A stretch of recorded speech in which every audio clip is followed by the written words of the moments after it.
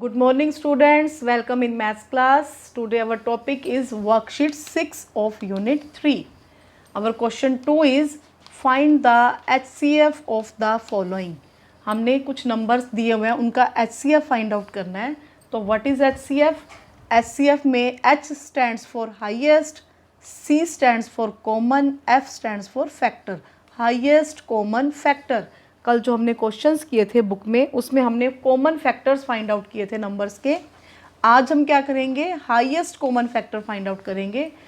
Common factors में जो सबसे बड़ा फैक्टर होगा वो हमारा क्या होगा? HCF. क्वेश्चन 2 का ए पार्ट है 20 और 30 का हमने HCF फाइंड आउट करना है, यानी कि हाईएस्ट कॉमन फैक्टर. तो सबसे पहले हम क्या लिखेंगे? Factors of 20. जैसे कल हमने बुक में किया था वैसे ही हम काम करेंगे. पहले फैक्टर्स ऑफ 20. 20 जो है 1 की टेबल में कब आएगा? 1 20 ज़ार 20. देन 2 की टेबल में 2 10 ज़ार 20.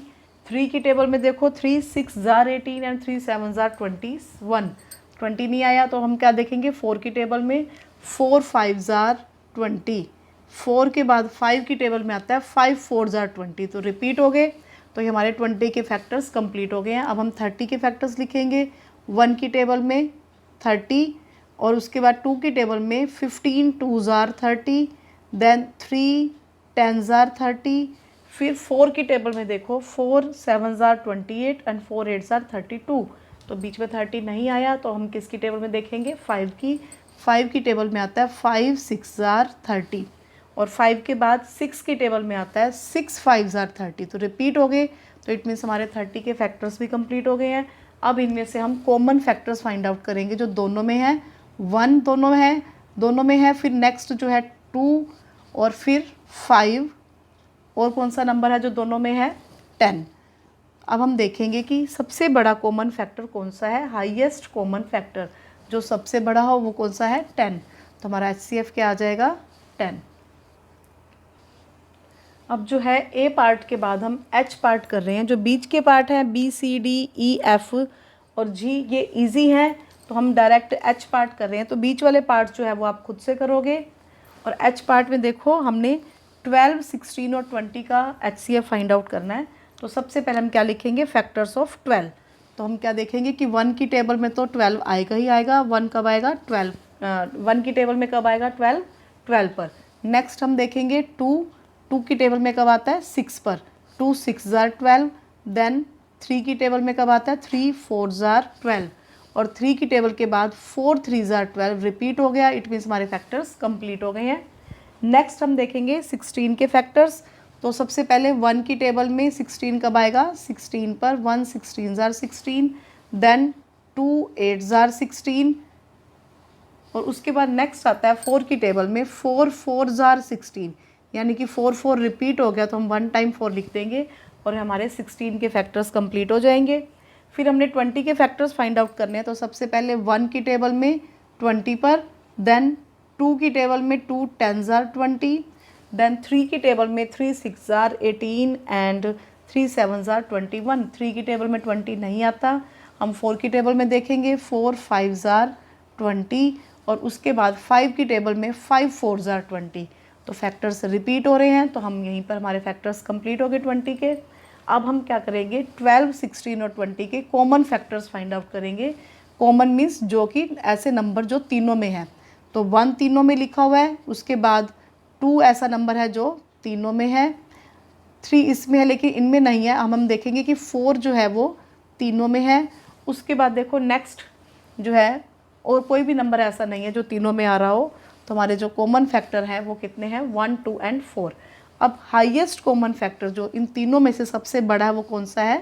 4. ये हमारा आंसर आ जाएगा. जो नेक्स्ट पार्ट है I, इसमें हमने 8 24 और 36 का HCF फाइंड आउट करना है.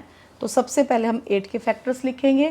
फैक्टर्स ऑफ 8 में 1 8 ज़ार 8. देन 2 4 ज़ार 8. 3 की टेबल में 8 आता नहीं है और 4 की टेबल में 4 2 ज़ार 8 रिपीट हो जाएंगे. तो इट मीन्स हमारे यहाँ पे फैक्टर्स कंप्लीट हो गए. इसी तरह से हम 24 के फैक्टर्स लिखेंगे. 1 24 ज़ार 24. 12 2 ज़ार 24 और नेक्स्ट है 3 8 ज़ार 24 एंड 4 6 ज़ार 24. नेक्स्ट है हमारे पास 36 के फैक्टर्स फाइंड आउट करेंगे हम।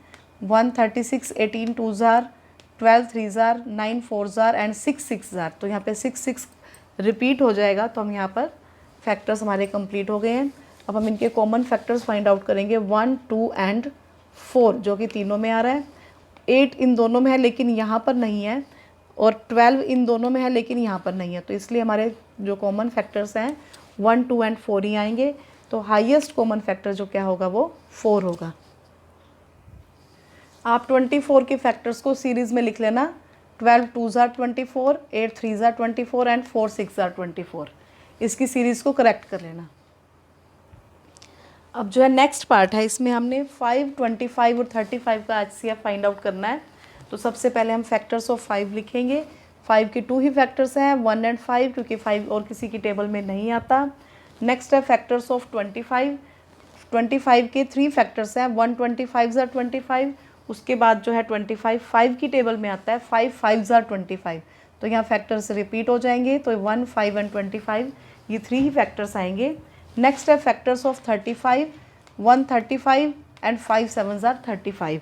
ये जब आप फैक्टर्स फाइंड आउट करोगे तो आपको जितनी ही प्रैक्टिस करोगे तो आपको पता चलता जाएगा कि किस नंबर के कितने फैक्टर्स हैं, आपको लर्न हो जाएगा, तो आपको इतनी ज़्यादा डिवीज़न करने की ज़रूरत नहीं पड़ेगी।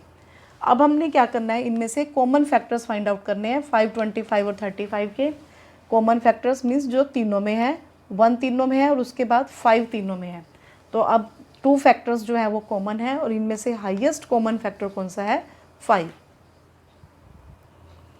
अब जो हमारा लास्ट के पार्ट है, इसमें 12 20 और 60 का HCF फाइंड आउट करना है। तो सबसे पहले हम 12 के फैक्टर्स लिखेंगे। 12 के फैक्टर्स आप पहले भी बहुत क्वेश्चंस में फाइंड आउट कर चुके हो। तो 12 1 इज़ 1 12 इज़ 12, देन 2 की टेबल में 2 6 जार 12, 3 4 जार 12 और 4 3 जार 12 रिपीट हो गया, तो हम यहीं पे इसके फैक्टर्स कंप्लीट हो जाएंगे। फिर हम 20 के फैक्टर्स फाइंड आउट करेंगे।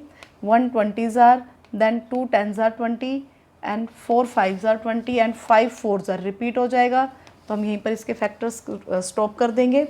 नेक्स्ट है फैक्टर्स ऑफ 60। इसको ध्यान से देखोगे, 1 की टेबल में जो है 60 कब आएगा, 1 60 जार 60।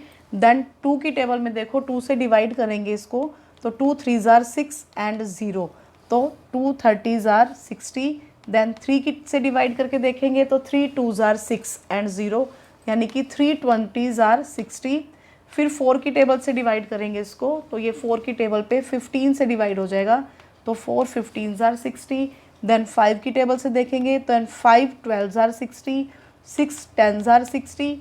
उसके बाद 7 की टेबल में 60 नहीं आता, क्योंकि 7 9 जार 63 होता है। फिर हम 8 की टेबल में देखेंगे, 8 की टेबल में भी 60 नहीं आता, 8 8 जार 64 और 8 7 जार 56 होता है। 9 की टेबल में देखेंगे, 9 में भी 60 नहीं आता, 10 की टेबल में 60 आता है, 10 6 जार 60। तो ये रिपीट हो गए, तो इट मीन्स हमारे फैक्टर सब कंप्लीट हो गए हैं। अब इनमें से हम कॉमन फैक्टर फाइंड आउट करेंगे जो तीनों में आ रहा है, 1 देन 2, जो 3 है इन दोनों में है लेकिन यहाँ नहीं है, इसलिए हम 3 को नहीं लेंगे। अब उसके बाद नेक्स्ट नंबर जो है वो 4 है, जो तीनों में आ रहा है, और ऐसा आगे कोई भी नंबर नहीं है।